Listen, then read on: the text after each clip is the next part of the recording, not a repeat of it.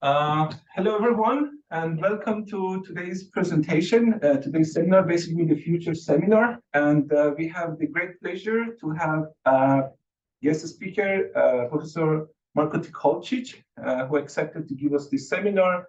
He's associate professor at University of Primorska from Slovenia. And since he's going to talk about himself, I wouldn't extend this introduction. His title is Computing Biases in Recommender System. Professor Tkalcic, the stage is yours. Thank you, Maggie. Thanks for the invitation and for having me here.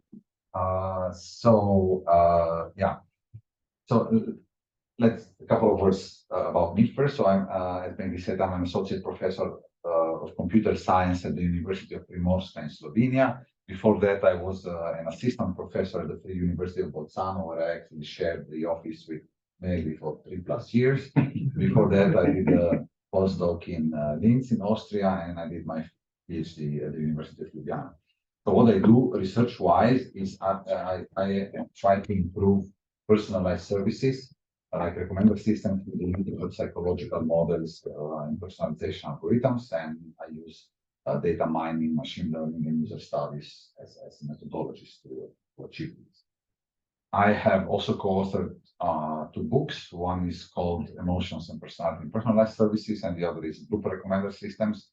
I'm an editorial board member of several journals, and I'm generally quite active in the recommender systems and user modeling.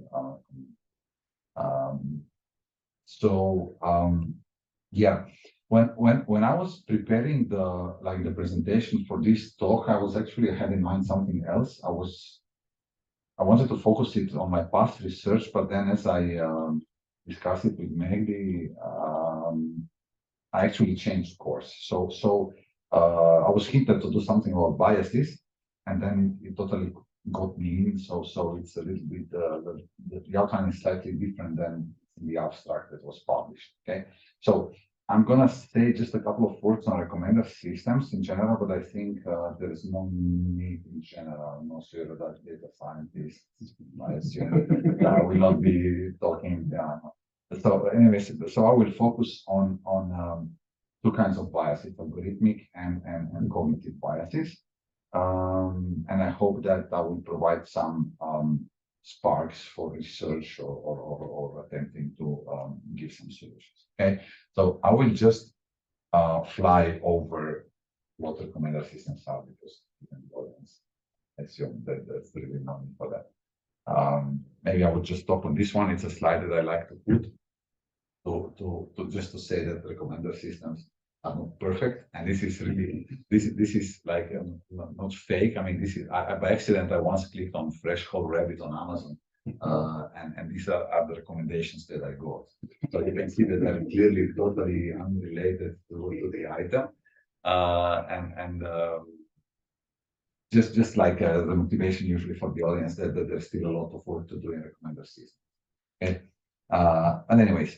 But there is one thing that I would like to say here, that recommender systems, the way they are done now, mostly are based on behavior, on digital behavior, on digital traces. Digital traces are what we click, what we purchase, what we watch, what we skip, and so on. Okay. However, if the recommender systems that take into account only behavior have some issues, and these issues are maybe not visible at the first glance because the KPIs that are used to measure recommender systems actually show that they are doing a good job, but it's clear that really the understanding of the user is a bit weak. This story, the Netflix story that I want to tell you, is almost 10 years old. And Neil Hunt from Netflix had a keynote at Rexis 2014, said the following, and from what I understand, the problem is still the same. He said, well, we at Netflix are optimizing our recommender systems for hours of viewing, because the more hours people watch Netflix, the more likely it is that they keep the subscription. Okay, subscription is the main income source for Netflix, and that's it. But he said, however, we have no idea what is the quality of these hours that people spend on Netflix. We have no idea whether we are generating addicts or we are really giving value to our users. Okay, and how to assess the quality of these hours that our viewers get, we don't know. And this is something that they wanted to explore, but from what I understand, it's still a bit in the air. For now, Netflix is happy, keeping the subscribers, from what I understand, but clearly we see that there is a lack of understanding of what's happening with the user.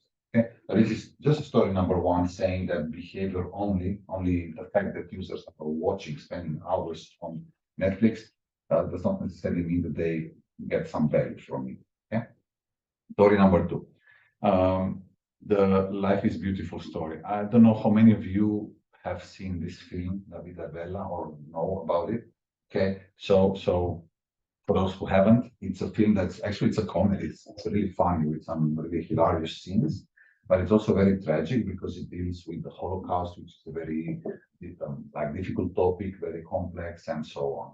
So if you have a user, let's say on Netflix, and the user says, "I like this film," why did the user like it? Why there was a thumbs up? Because of the jokes or because of the drama?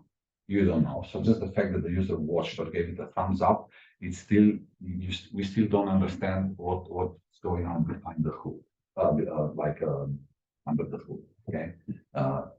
So we clearly see that just observing the behavior itself, we are lacking some information about the user. Okay. What led the user to make a decision to watch something, to purchase something, to click something, and so on. Now, so before I move to the next slide, in general, what I'm trying to say in this kind of talks is that there is a strong need to look under the hood, to understand the dynamics of the human brain, to understand the cognitive processes, the emotions, the various psychological aspects, and to include them in the recommender systems. Okay, so this was like the original line of my talk, but I decided to keep this part saying that we have the behavior only, and we have the more deep things, the psychological aspects of the user while interacting with the recommender system or interacting with the content that the recommender system provided. And we have biases on the other hand. Okay, so I will now make an abrupt switch to biases, but I hope that I will be able at the end to merge this what I said up until now, like behavior and cognition, behavioral data and cognitive data, into a coherent story. Okay. Now, bias. Again, I don't think I need to spend too much time here. No, this is the classical long tail, where usually we have on the y-axis we have the popularity of items, and on the x-axis we have items. So it can be like, I don't know, songs on Spotify. There's a small amount of songs that receive a lot of play counts, and the larger amounts of songs that receive very little play count. Okay, or movies on Netflix, or certain items on Amazon that are sold more. This popularity is a very general term. Sometimes it can be the proxy for popularity can be number of purchases, it can be wealth of people, it can be a lot of things. But very often we have this distribution. And like let's say 15 years ago, there came out this book, The Long Tail, where basically it implied that the fact that there is such a distribution, that this is bad, that it's unfair, that those who are here are treated unfairly. So let's say if you are a musician who doesn't get a lot of play counts on Spotify, and there is a musician who gets a lot of play counts of Spotify, that Spotify is unfair towards the musicians in the long tail because they don't get the exposure they would deserve. Okay, so but this is the distribution in the data that exists. Now, if you use this data and you apply a recommender system that recommends items, a recommender system can recommend an item from here, from here, from here, from here. Then what happens is that this distribution, after a couple of recommendations, may change. So things can change in such a way that the new data may be such that the items that were popular before are now less popular, and those who were less popular have become more popular.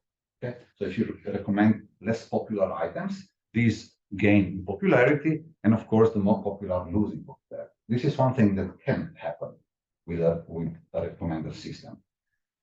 Like the other extreme that can happen is that the popular get more popular if you keep recommending just popular stuff, and the less popular get less popular. Okay, and this was the big dilemma a couple of years ago when researching fairness in the recommender systems started to emerge. Now, early research actually showed that this was usually the case, that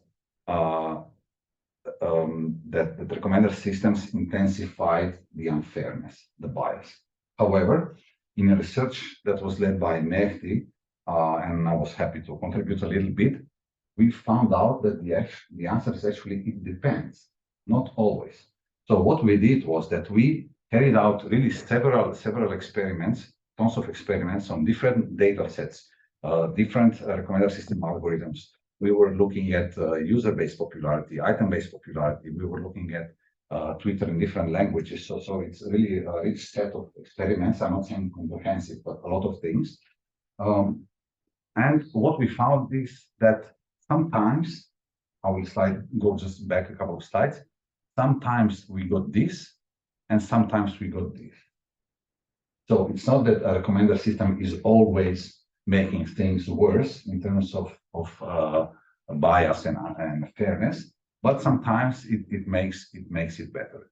And we couldn't find any clear rule that when the data is such and such, it performs bad. I mean, it makes it worse, and when the data is such and such, it makes it better. So there is, I mean, we couldn't find in this set of experiments any rule. Okay, so to the best of our knowledge, do recommender system algorithms intensify bias? It depends. Sometimes yes, sometimes no.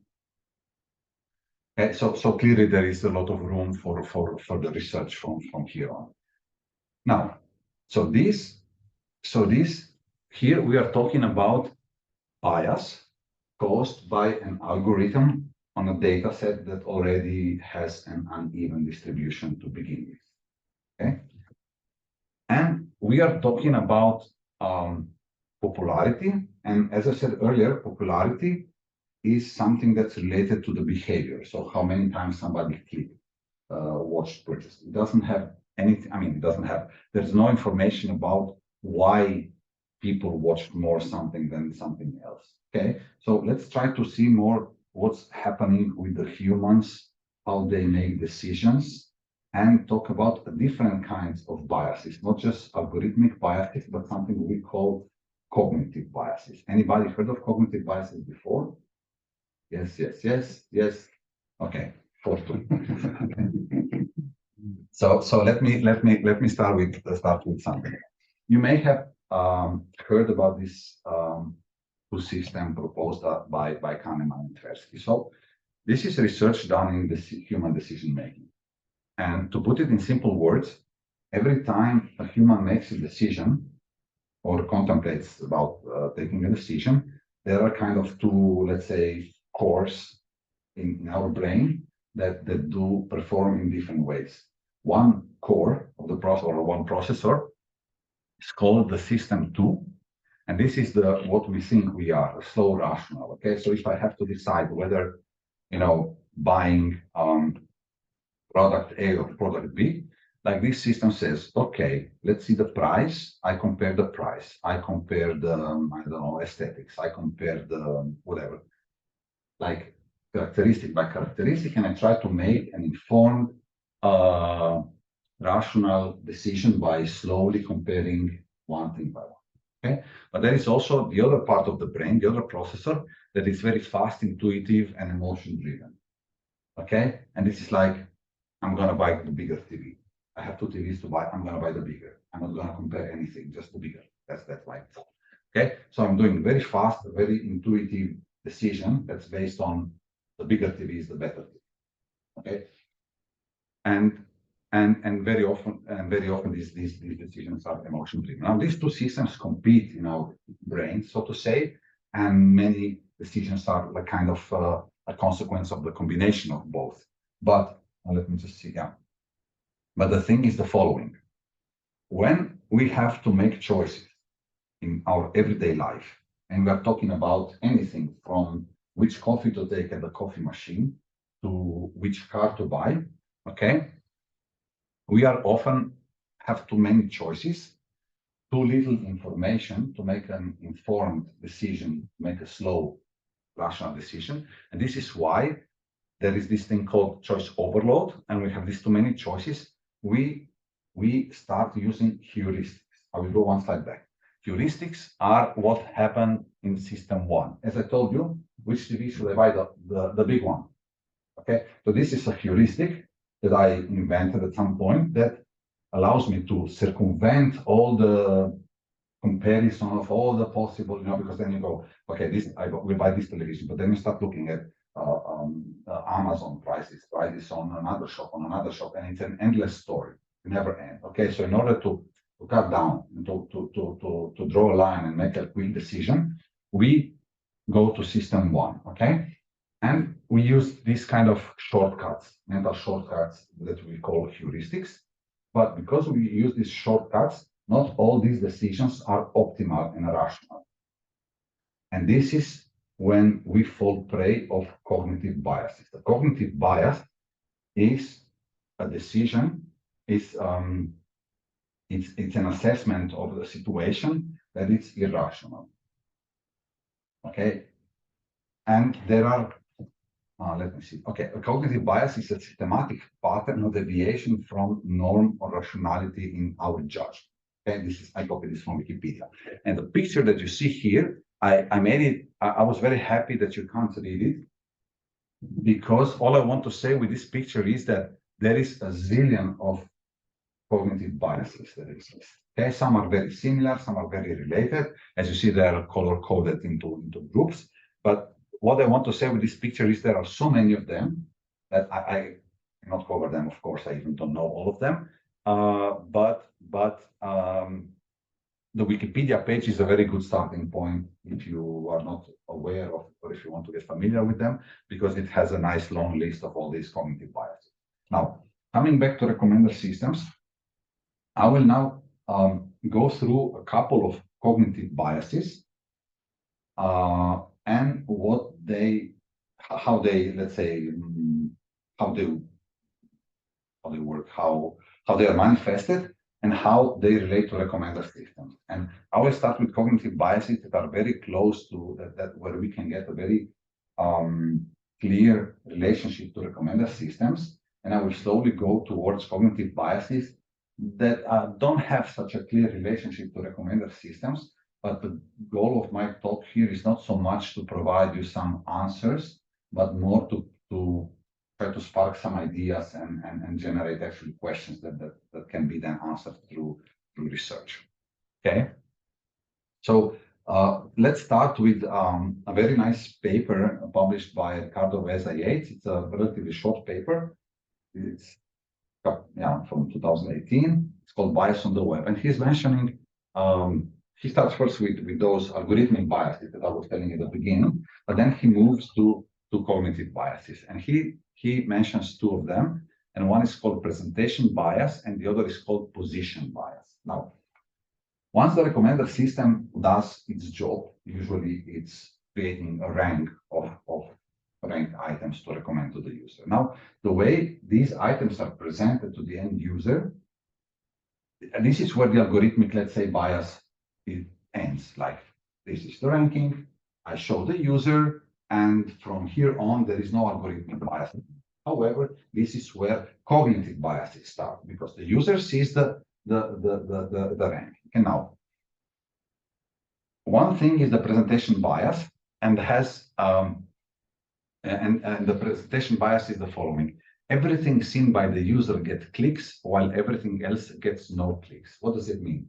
Let's say searching Google, you create a search query, you get a list of results, but you click just the second result, and it means that because these results were presented and you clicked one of those, that result got a feedback, got a click and maybe you can then measure the click-through rate or whatever KPI, but you have no idea what's happening with the other ones. It doesn't mean that that one is infinitely more important than the others that were not clicked.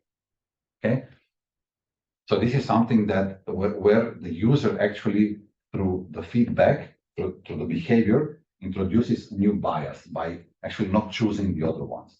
Then another one is called the position bias. So in Western cultures, well, at least we are used to it from top to bottom and left to right. Okay,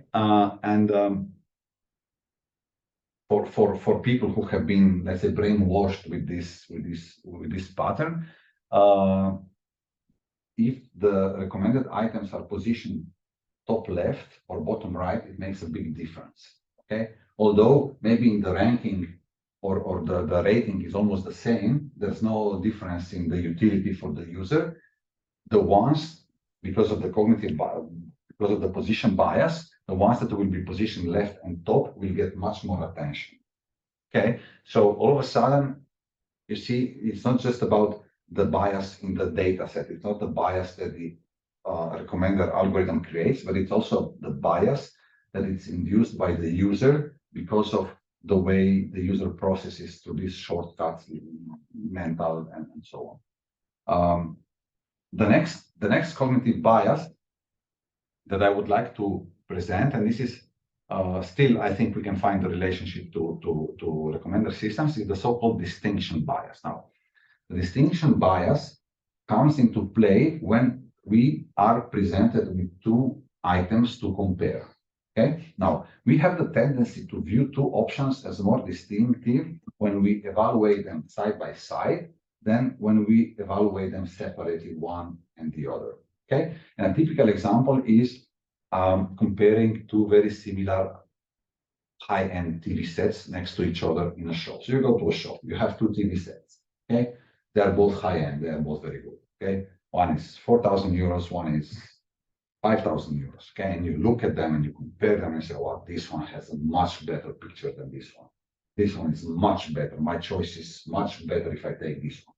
So what you do, you buy this TV set, you bring it home. Yes, you enjoy it. Okay, but honestly, if you bought the other one, you would never be aware that this was a bad choice compared to the other because it's just a very good TV set.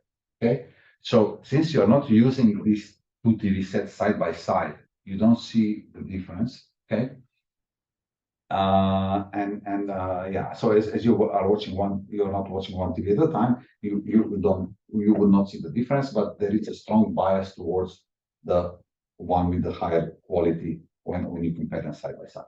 Now, in the case of recommender systems, you can imagine typical example is online shopping, like Amazon.com or something, when you can select, let's say, more items and then compare their properties, characteristics side by side. No? And then you can see all these, you have the feeling that an item, characteristics-wise, is much better than the other item, but honestly, like the worst item of those might be just as good for you, might just do the right job and not be and shouldn't be pushed so down, let's say, in the long tail.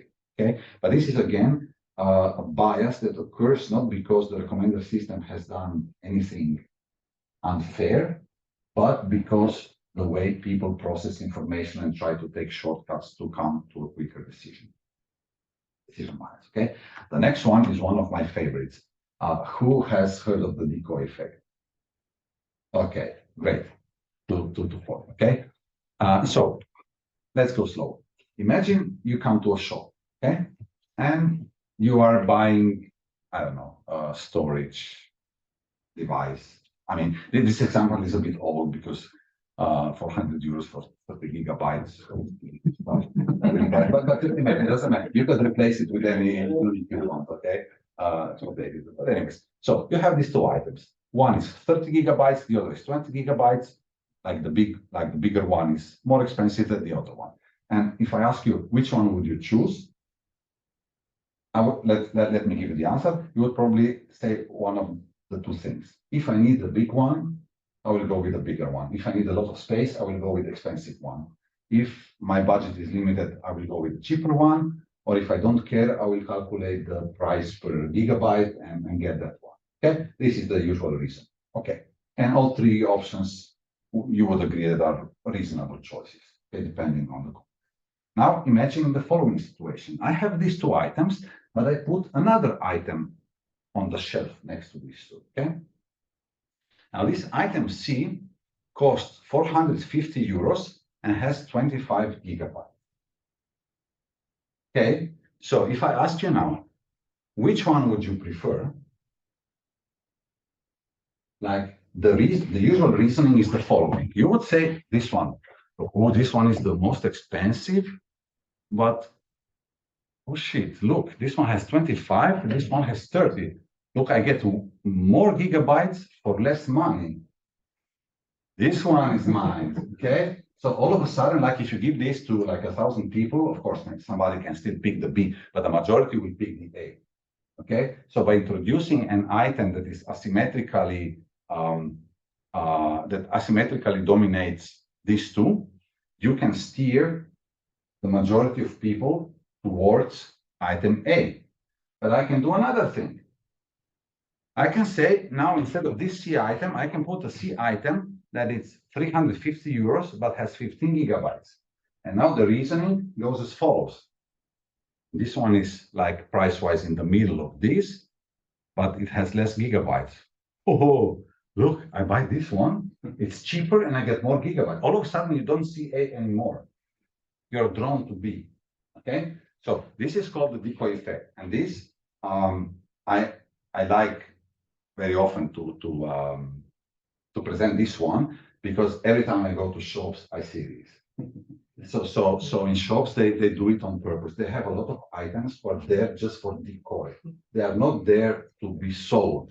They have a very small stock of those items, but they're just to drive you towards what they want. Okay, so here it gets a bit tricky. Now, when you have a recommender system, you may want to, I don't know, maybe Amazon has a huge stock of an item.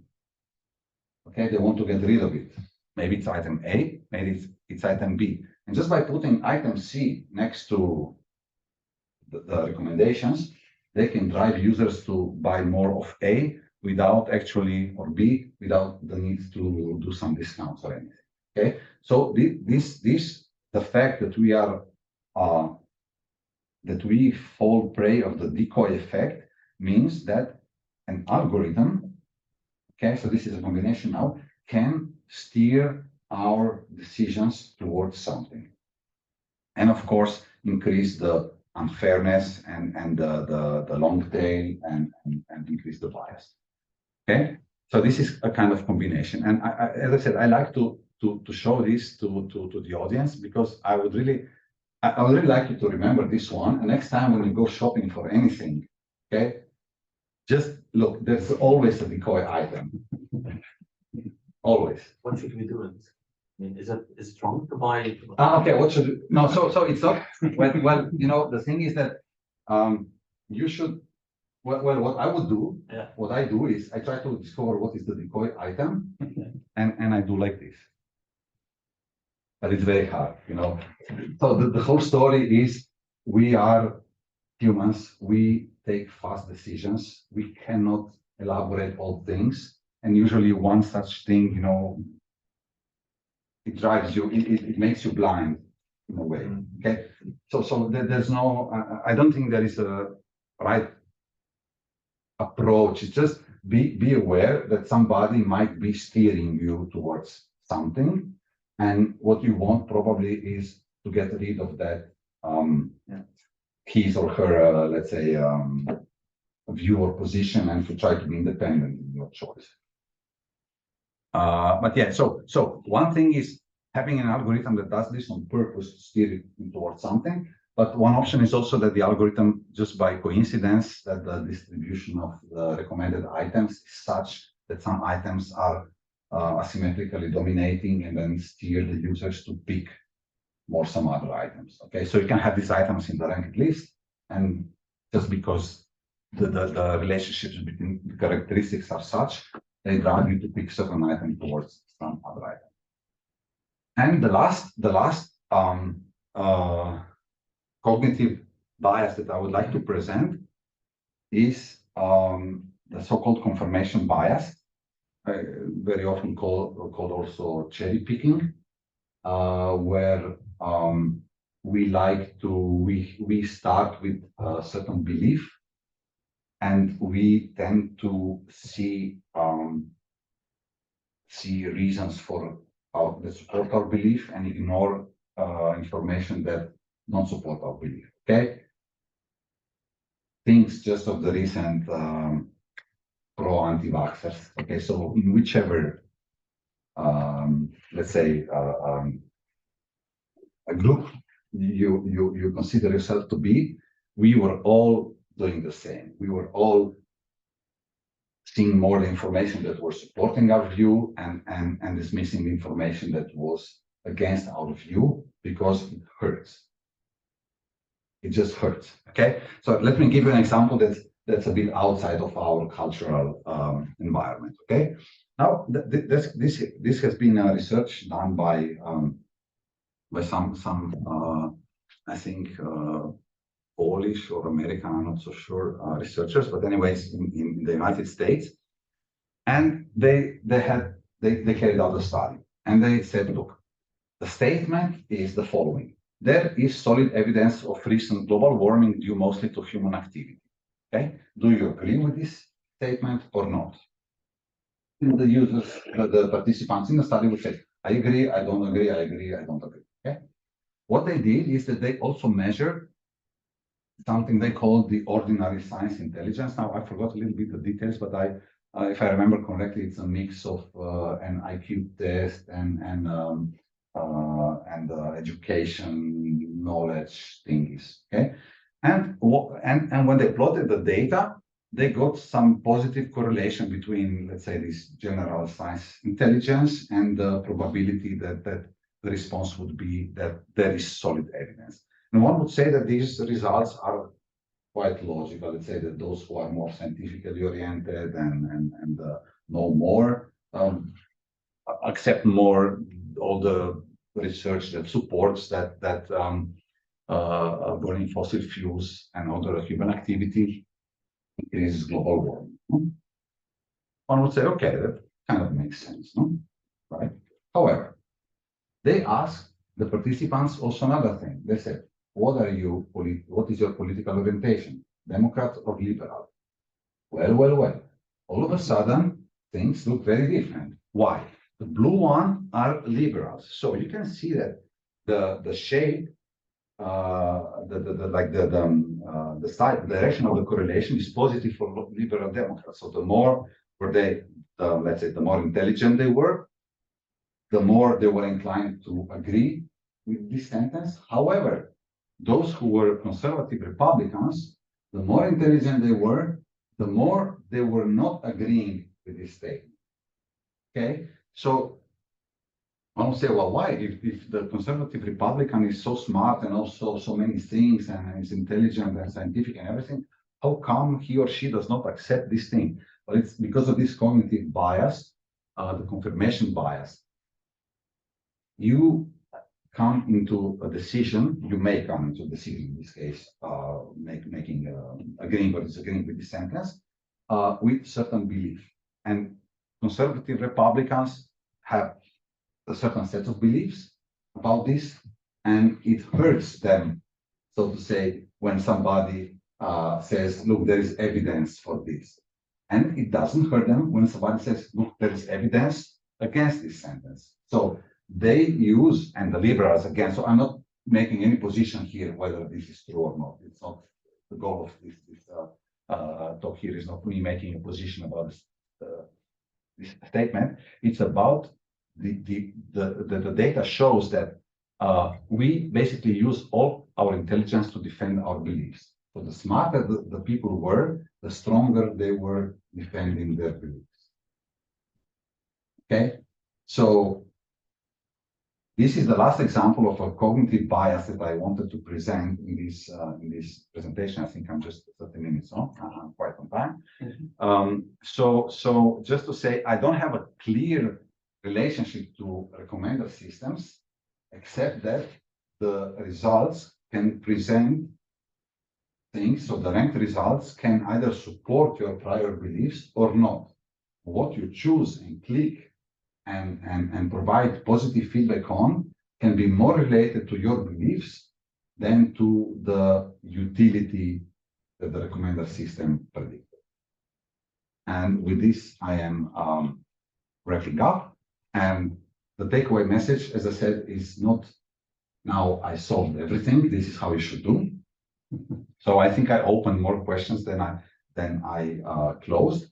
But the takeaway message is be careful. So having purely behavioral data, looking just at behavioral data can lead to algorithmic biases. But as soon as you try to understand more and look under the hood and look at the cognitive processes that drive our behavior, our choices, our opinions, and so on, decision making, we see that this looking into these cognitive processes exposes cognitive biases, which in recommender systems can play a bigger role. There's been little research, honestly, on cognitive biases. They are very hard to come by, to measure.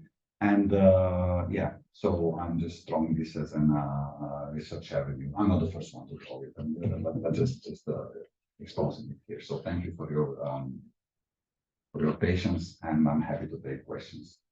Thank you very much.